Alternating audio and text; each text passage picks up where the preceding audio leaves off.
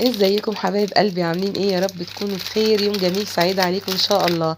النهارده كده هتعملي لنا ايه يا نهى؟ النهارده هعمل بقى فيديو روعه. بصوا حاجه كده فاخر من الاخر، بتتباع غاليه جدا بس بجد اعمليها في البيت تحفه. وطبعا لانها وصفه منقوله اعطي كل ذي حق حقه. انا احب اقول الف الف شكر لشومه حبيبتي، انا واخده الوصفه دي منها. بجد عجبتني لما عملتها، قلت لازم اجربها وهعمل لها تاج وخليها تشوفها، ويا رب تكون طلعت حلوه زيها كده. انا بحبك قوي يا شومه وانا واخده الوصفه دي منك. زي ما انت شايفه كده، اي نوع بسكوت عندك، عايزه تحطي روتس اللي هو البسكوت الجديد اللي نازل ده، عايزه اي بسكوت زي ما انت شايفاني كده اهو بكوين بسكويت حلوين كده. هاتي الكبه بتاعتك افرميهم فرمه حلوه، اللي هو بيبقى عامل زي الرمله خالص. والمكونات صدقيني عندك موجوده في كل بيت، اللي هي ايه؟ اللي هي حبة زبدة، حبة لبن صغيرين، معلقتين سكر بودر، والقرفة.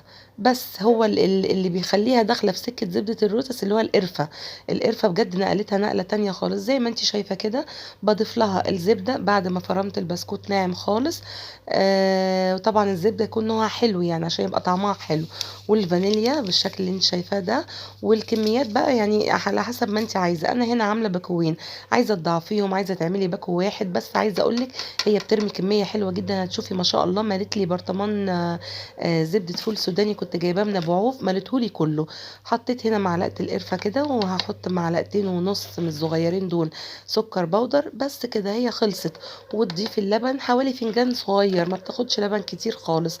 يعني بجد مكوناتها موجوده عندك في كل بيت. بتنفع طبعا لو بقى هتحطيها على وافل، هتحطيها على كيك، هتزيني بيها اي حاجه. يعني بصي انا بقول لك ايه، هقول لك ايه، بس انا اكلت نص البرطمان وانا واقفه ومش عايزه اقول لك عمل فيا ايه من جمالها ومن حلاوتها. لو وصلتي لحد هنا من الفيديو اوعي تنسي تحطي اللايك وتكتبي لي كومنت حلو كده مشجع بقى وتحفيزي وجميل كده. وبس. بصي بقى الجمال. جميلة يا جماعة، بجد بجد جميلة ومختلفة، وحاجة كده مش هتصدقني ان انتي عملتيها. وبتتباع برضو زي ما كلنا عارفين بره غالية جدا. ليه مش عارفة؟ مع ان هي مكوناتها بسيطة وبس. يعني يا ريت تجربيها وتكتبي لي بقى في التعليقات.